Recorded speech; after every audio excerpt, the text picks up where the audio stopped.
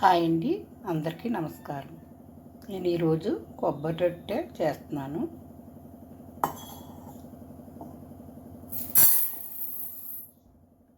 ఈ గిన్నెతో ఈ కప్పుతో కప్పుడు రేషన్ రైస్ తీసుకుని కడిగి నానబెడతాను. రైస్ ఒక కప్పు తీసుకున్నాను కదా, ఇవి 3/4 కప్పు అటుకులు తీసుకున్నాను. ఇవి కూడా కడిగి నానబెడతాను.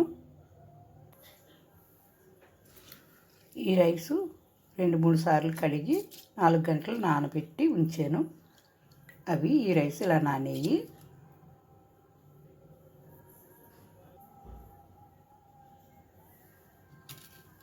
అలాగే అటుకులు కూడా నానబెట్టి ఉంచాను. 2 సార్లు ఇవి కూడా కడిగేసి నానబెట్టి ఉంచాను. దాంట్లో తీపి సరిపోయేంత బెల్లం వేసుకోవాలి. ఒక కొబ్బరి చెక్క వేస్తున్నాను. ఈ కొబ్బరి ముక్కలు చిన్న ముక్కలుగా కట్ చేసుకుని మిక్సీలో వేసుకోవాలి.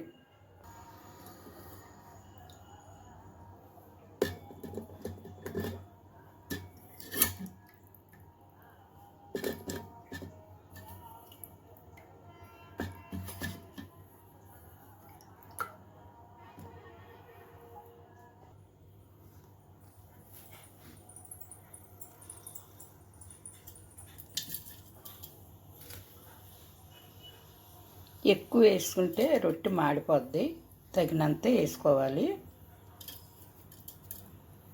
నేను 1 కప్పు రైస్ తీసుకున్నాను కాబట్టి సరిపోద్ది. టేస్ట్కి సరిపోయేంత సాల్ట్ వేసుకోవాలి. ముందు ఒకసారి దీన్ని మిక్సీ పెట్టేస్తాను. ఒక గుప్పెడు పచ్చిశనగపప్పు కడిగి నానబెట్టి ఉంచాను.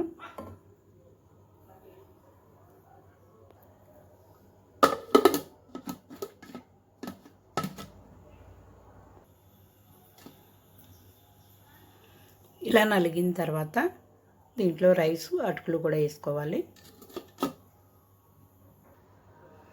దీంట్లో కొంచెం యాలకుల పొడి కూడా వేసుకుంటున్నాను.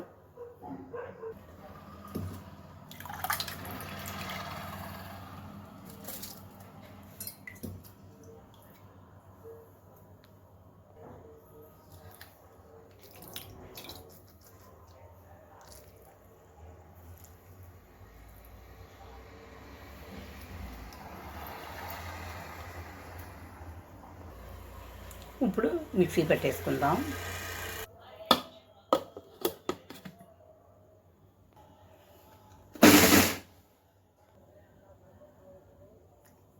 ఇప్పుడే సాల్టు తీపి సరిపోయిందో లేదో చూసుకుని కొద్దిగా వేసుకోవాలి. అలాగే సోడా పొడి కూడా ఇప్పుడే వేసుకోవాలి. మిక్సీ పట్టుకుంటే మొత్తం కలుస్తుంది కాబట్టి ఈ మిక్సీ పట్టే టైంలోనే వేయాలి. ఈ పిండి మరీ మెత్తగా కాకుండా కొంచెం మురుమురుగా రవ్వలాగా ఉండేలాగా పట్టాలి. ఇప్పుడు పిండి నలిగిపోయింది, తీసేసుకుందాం. ఈ నలిగిన పిండిని ఒక బౌల్లోకి తీసుకుందాం. ఇప్పుడు నానబెట్టిన శనగపప్పు ఉంది కదా, అది ఈ పిండిలో కలుపుకుందాం. ఇది సగం నలిగిన తర్వాత సాల్టు తీపి సరిపోయిందో లేదో చూసుకుని మళ్ళీ వేసుకున్నాను, తక్కువైతే. ఇప్పుడు ఈ పప్పు తీసుకుని దీంట్లో కలుపుకుందాం. నానింది.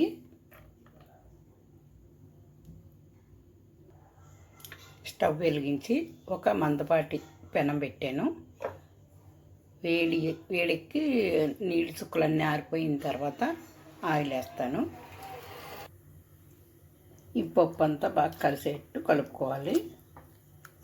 పిండి పలసగా కాకుండా గట్టిగా కాకుండా ఈ మాదిరిగా ఉండాలి. లోపల కూడా బాగా ఉడకాలి కదా, అందుకని ఈ టైప్గా కలుపుకోవాలి పిండి. దీన్ని బాగా కలిపిన తర్వాత చూపిస్తాను. పెనం ఈటెక్కింది, ఆయిల్ వేసాను. కొద్దిగా ఎక్కువ వేసుకోవాలి. మొత్తం ఈ పిండి అంతా దాంట్లో వేసుకోవచ్చు. మరీ దలసరిగా కాకుండా 2 అంగుళాలు ఎడలకు వచ్చేలాగా వేసుకోవచ్చు. 2 అంగుళాల ఎడలకు కాదండి, 2 అంగుళాలు దలసరి వచ్చేట్టు వేసుకోవాలి. మరి ఎక్కువైతే దలసరి ఎక్కువైపోతే లోపల ఉడకదు కాబట్టి 2 అంగుళాలు ఉండేలాగా వేసుకోవాలి. దీనిపైన మూత పెట్టుకోవాలి. ఇప్పుడు సన్న సెగని ఉడకనివ్వాలి రొట్టె.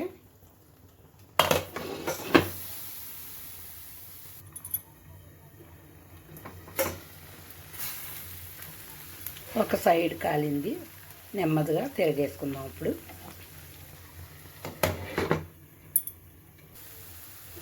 ఎంత నెమ్మదిగా తిరిగేసినా ఒక పక్కనే కొద్దిగా వంకర వచ్చింది, రౌండ్ రాలేదు. సరేలేండి, లోపల బాగా ఉడికితే చాలు.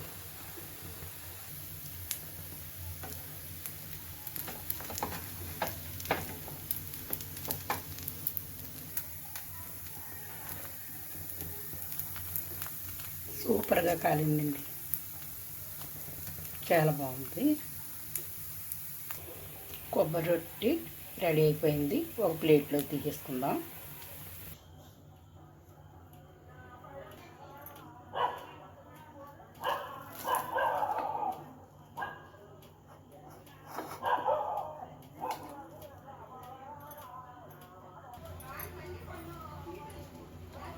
ముక్క పైకి తీయడానికి కాలుతోంది, కానీ లోపల కూడా చాలా బాగా ఉడికింది.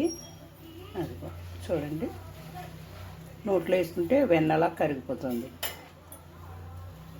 ఈ వీడియో నచ్చితే ఒక లైక్ ఇవ్వండి. తప్పకుండా నానమ్మ ఛానల్ని ఎంకరేజ్ చేయండి. చూసిన వారందరూ, కొత్త వారందరూ సబ్స్క్రైబ్ చేసుకుని నానమ్మకి హెల్ప్ చేయండి. మరో మంచి వీడియోతో మళ్ళీ కలుసుకుందాం. ఉంటాను. బాయ్.